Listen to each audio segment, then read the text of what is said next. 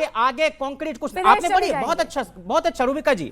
अभी अमेरिका की तरफ से किसके लिए बोला? अमेरिका की तरफ से 18 घंटे किसके लिए बोला? नहीं, प्रधानमंत्री जी 18 घंटे काम कर रहे हैं और एमओयू के आगे कुछ कंक्रीट भारत को नहीं मिल रहा है। और अमेरिका ने ये बयान दिया है, हम प्रतिकार नहीं कर पा रहे हैं कि एक देश के रूप में अब तक हमको सबसे बेहतर ऑफर हुआ है और सोया से लेके तमाम कृषि उत्पाद कृषि वाले अमेरिका का बाजार हम खोल रहे हैं। ये हमारी संप्रभुता पर हमला है। लंबे हाथ उनकी तरफ करके और ये कह रहे थे, ये क्या कह रहे हैं? वो सही तो कह रहे हैं। देखिए, अगर 18 घंटे काम करने के लिए कहेंगे ये एबनॉर्मल है, तो मेरे हिसाब से ये अपनी सोच और अपने नेताओं के हिसाब से ठीक कह रहे हैं, क्योंकि वो बेचारे 6-7 घंटे काम करते हैं, 11 बजे सो के उठते हैं। जब तक यहाँ हमारे प्रधानमंत्री सारा काम करके सब लोगों को तैयारी करके आगे के लिए भेज देते हैं, ये उठते हैं, इनकी दुकान लगाते हैं, इनके घरों में कोई जाता नहीं है। फ्रस्ट्रेशन में कुछ का कुछ बोल देते हैं, कभी चौकीदार चोर है, कभी चोर गद्दी छोड़, और रिजल्ट आते हैं बिल्कुल जीरो। 3 महीने पहले जाकर के ये वो यात्रा निकालते हैं और चुनाव से पहले विदेश चले जाते हैं। और जब इनके 12 आपस में आमने सामने बिहार में चुनाव लड़ रहे होते हैं, उनका फैसला कराने के बजाय ये मध्य प्रदेश में घूम रहे होते हैं। 11 तारीख को आखिरी चुनाव है, 9 तारीख को मध्य प्रदेश में राहुल गांधी जी घूम रहे थे। तो ये तो बिल्कुल ठीक ही कहेंगे कि 8 घंटे काम करना ठीक है। मैं इसलिए हाथ कर रहा हूं, क्या बोल रहे हो, पहले मरे पड़े और मर जाओगे, ये कह रहा था। और जहां तक बात है 2025, तो सर आदमी क्या करे, छुट्टी ना ले? 18 घंटे काम करने का मतलब है कि डाका डालने का सारा खुराफात वहां से होता नहीं। छुट्टी ले और फिर छुट्टी वाला काम करे, जनता की सेवा में निकले। छुट्टी कर रहे हो तो जनता ने छुट्टी कर दी, घर बैठ गए, इसीलिए 2025 में 25 में सिमट गए। ऑल राइट, यहाँ पे शुभ्रास्ता जी भी और पंकज जी भी। शुभ्रास्ता जी, 2026 ये कह रहे हैं हम लोग संवाद करेंगे और क्या करेंगे सर? संवाद, संपर्क और समन्वय और सीधे जनता के घर पर दस्तक। और वही हम करते रहे तो फिर तो रिजल्ट आ गया ना सर। आप कुछ और करना होगा ना। दो सीट पर भारतीय जनता पार्टी सिमट गई 2084 में। सवाल ये है, 2 सीट पर भाजपा। और मैं आपसे कह रहा हूं जी, आज भी बैलेट से चुनाव हो जाए, इनके घर पर ताले लग जाएंगे। आज भी बैलेट से चुनाव हो जाए, लूट लेंगे। चुनाव हो जाए, बैलेट से चुनाव हो जाए, डरता बैलेट से चुनाव। बार विपक्ष ये मांग कर रहा है। मुझे तो लगता है 2026 में सबसे बड़ा मुद्दा होगा कि ईवीएम नहीं, बैलेट से चुनाव। देखिए रूबिका जी, मैं खुद ग्रामीण परिवेश से आती हूँ, इसीलिए जब मैं कुछ ऐसा सुनती हूँ जिससे भ्रामक जानकारियां जनता के बीच में जाएं, तो मेरा दिल दुखता है। तो मैं आज ये जो चुनाव आयोग को लेकर के जो भी सवाल उठाए गए पिछले 2-3 वर्षों में, तब से लेकर के आज तक हमने देखा वो प्रोपेगेंडा ही साबित हुआ है। हरियाणा चुनाव के समय, ये राहुल गांधी जी के शब्द हैं कि वोटर लिस्ट में गड़बड़ी है, चुनाव आयोग को संज्ञान लेने के लिए कहा गया। बिहार के समय एसआईआर करवाया गया, इनको दिक्कत हो गई एसआईआर करवाने से कि भाई चुनाव के पहले क्यों करवा दिया। केरल में 2 दिसंबर को चुनाव आयोग ने कहा कि हम एसआईआर करवाएंगे। पता नहीं इनके स्टेट गवर्नमेंट को इतनी क्या हड़बड़ी थी कि 6 नवंबर को चुनाव करवा दिए। तो अपने ही बात पर जब विपक्ष ना टिके, मतलब प्रोपेगेंडा का 101 है ये, पर मैं उस बात पे नहीं जाऊंगी। मैं आज बहुत आहत हुई कि जयंत जी जैसे संजीदा व्यक्ति ने एक भ्रामक तथ्य फैलाया कि मनरेगा बंद कर दिया गया और आगे चुप हो गए। बिल्कुल रिपील किया गया वो लॉ, लेकिन उसके एवज में एक नया लॉ भी आया है जिसको कहा जाता है विकसित भारत VBG रामजी ग्राम जी।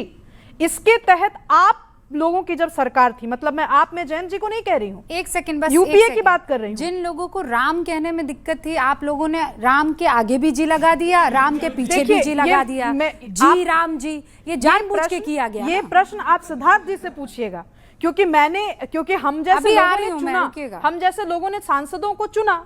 अब राम को लेकर के अगर इतनी दिक्कत थी इनको, तो कहते कि जब महात्मा गांधी जब डेथ हुआ और जब वो अंतिम शब्द उनके मुंह से हे राम निकला, तो ये तो आज के जमाने में तो ये महात्मा गांधी का भी जिबा कर दें उधर वाले लोग। मैं उस पर नहीं जा रही हूं, मैं बिल्कुल तथ्य पे रहना चाहती हूं। 100 दिनों का एम्प्लॉयमेंट सरकार ने गारंटी किया था मनरेगा के तहत। आज VBG राम जी के तहत, विकसित भारत जी राम जी के तहत 125 दिन की गारंटी है। पर नाम क्यों बदला? वो मैंने फिर से कहा कि वो उसके लिए एक आइडियोलॉजिकल सवाल में जवाब दे सकती हूँ, पर मैं आज पहले भ्रम दूर कर दूं। दूसरी चीज, पहले ऐसा था कि सारा का सारा वो सेंट्रली स्पॉन्सर्ड स्कीम के रूप में थी। आज तो जिस समन्वय की, जिस संपर्क की, जिस सहभागिता की बात कर रहे हैं, उसी बात को आत्मसात करते हुए प्रधानमंत्री मोदी जी के तत्वावधान में कहा गया कि भाई 60% state sorry central government help करेगी, 40% स्टेट गवर्नमेंट हेल्प। इससे बड़ा समन्वय का उदाहरण क्या रह सकता है? आगे बात इसी में दिक्कत है ना, 10% में दिक्कत हो जाती है राज्य को, अब जो है 40% और उसमें भी है प्रावधान रूबिका जी। बिहार की तो इतनी कमाई नहीं है। नहीं, मैं ये कह रही हूँ कि उसमें भी प्रावधान है कि जो हमारे डेवलपमेंट पाथ से जो पीछे रह गए, नॉर्थ ईस्ट के स्टेट्स, हिमालयन स्टेट्स, 90% सरकार वहन करेगी, केवल नॉर्थ ईस्ट के राज्यों के लिए। अब बात आपने जो बड़ा शैतानी वाला प्रश्न पूछा रूबिका जी, बदमाशी वाला पूछा, हाँ शैतानी वाला सवाल पूछा, बिहार पीछे रह गया, तो इस पे तो मैं लगातार लिख रही हूँ, बिहार क्यों पीछे रहा? 1990 में जब भारत लिबरलाइज हो रहा था, प्राइवेटाइज हो रहा था, ग्लोबलाइज हो रहा था, 1990 में हम बिहार में क्या बहसें देख रहे थे? क्या कर रहे थे भाई? जैन सरकार जिनकी उसके बाद पंकज क्यों बिहार में किसी पहले पर नजर नहीं जाती लोगों की। मैं कह रहा हूं कि तुलनात्मक अध्ययन होना चाहिए, बेशक होना चाहिए। उसी 90 से 2005 के बीच 7 विश्वविद्यालय बिहार में खुले। उसी 90 से 2005 के बीच सबसे ज्यादा प्राइमरी स्कूल, सबसे ज्यादा हेल्थ सेंटर्स, सबसे ज्यादा ब्लॉक, सबसे ज्यादा जिले हमने बनाए, लिटरेसी रेट को बढ़ाया, फीमेल फिटिसाइड को हमने घटाया, और इतना ही नहीं, बिहार में कोई भी कमजोर आदमी जाके थाने ब्लॉक में अपना काम करा सकता था। 3 से 5 रुपया ये बात तो ये लोग बेहतर बताएंगे। किसानों की सबसे ज्यादा वहां पर स्वायत्तता थी। रूबिका जी भैंसियां जो हैं वो गुजारा करती थी। मैं नहीं कह रही हूँ, ये लोग बताते हैं। नहीं, आप चले जाइए वहां दलितों के घर पर पूछ लीजिए, आप आदिवासियों के घर पर पूछ लीजिए, आप वहां संख्याकों के, मुसलमानों के घर पर चले जाइए, कमजोर तबके के घर पर चले जाइए, वो बताएंगे कि लालू राबड़ी का राज कैसा था। और इसी दिल्ली के किनारे जहां से सिद्धार्थ जी आते हैं, अब तक सत्ता में आप आने किसानों ने मंडी के पक्ष में 700 किसानों ने शहादत दी। हमारे समय में तो मंडी कानून था बिहार में। नीतीश कुमार ने एपीएमसी को खत्म किया, इसलिए उस पर फख्र है हमको उस 15 साल के शासनकाल पर। आप राहुल जी का बदला पंकज जी से मत लीजिए। ऐसा तो बिल्कुल नहीं है। मैं उनको बोलने देना मैं तो 1990 को इन्होंने प्रस्थान बिंदु बनाया। मेरा कहना है कि आप 47 से क्यों नहीं जोड़ती हैं? ओके, आप अपने इस एनडीए शासन काल में 20 साल में 17 साल तो जदयू ने भाजपा के साथ सरकार चलाई है। और वहां जिस तरह से लूट, छिनैती, अपहरण, बलात्कार के मामले बढ़े, समझ गई, इस पर कौन जवाब देगा? हाँ, समझ गई। पंकज जी, गणित है कौन सा? पंकज जी 2000 और 5 लाख कॉग्निजेबल जैन जी रुकिए, हमारे पास नहीं है गदाधारी भीम शांत। नहीं, हम पंकज तो शांत ही रहते हैं। 2025 आपने देख लिया कौन कौन से मुद्दे, और इसमें से कई ऐसे मुद्दे थे जिनसे आपने अग्री नहीं किया और कांग्रेस ने उसे बढ़ चढ़कर उठाया। जनता उससे कनेक्टेड फील नहीं कर रही थी।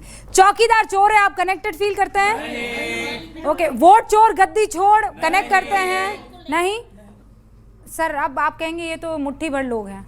नहीं, मुट्ठी भर नहीं है, ये हमारे नौजवान साथी हैं, ये युवा पीढ़ी है, और ये जिस तरह की है उसी से तो देश का ये हाल है आज। बजाइए, रुक क्यों गए? वापस बोलिए, राष्ट्रीय स्वयंसेवक संघ को 100 साल हो गए। हाँ।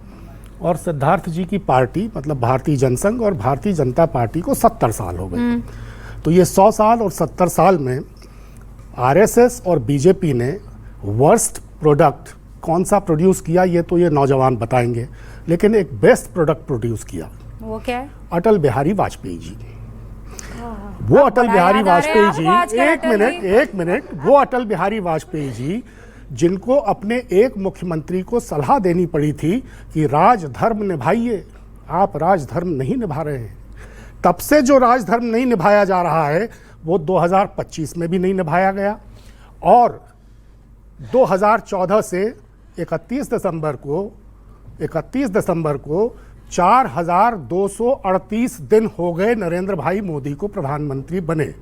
इन 4238 दिनों में जो इस मुल्क का हाल हुआ है वो सबके सामने है। अटल जी की एक कविता भी मैं सुना देता हूँ। उन्होंने लिखा, हाँ, एक एक दिन गिन रहे हैं, तभी से गिन रहे हैं सर। लेकिन ये जो आप कविता सुना उससे पहले ये राजधर्म की अगर हिदायत राजीव गांधी जी को दी जाती तो 84 के सिख दंगे नहीं होते। इतने बड़े हादसे से और 2025 कर रही है। 2025 सिख दंगा छोटा है। एक मिनट, सिख दंगा छोटा है तो वो अटल, भागलपुर दंगा छोटा है सर। सुनिए तो रूबिका जी, उन अटल बिहारी वाजपेयी ने क्या लिखा? उन अटल बिहारी वाजपेयी जी ने लिखा, बेनकाब चेहरे हैं, दाग बहुत गहरे हैं, टूटता तिलिस्म, आज सच से भय खाता हूं, गीत नहीं गाता हूं, गीत नहीं गाता हूं। गीत नया गाता हूं, वो अलग है, वो अलग है। ये कविता है, गीत नहीं गाता हूं।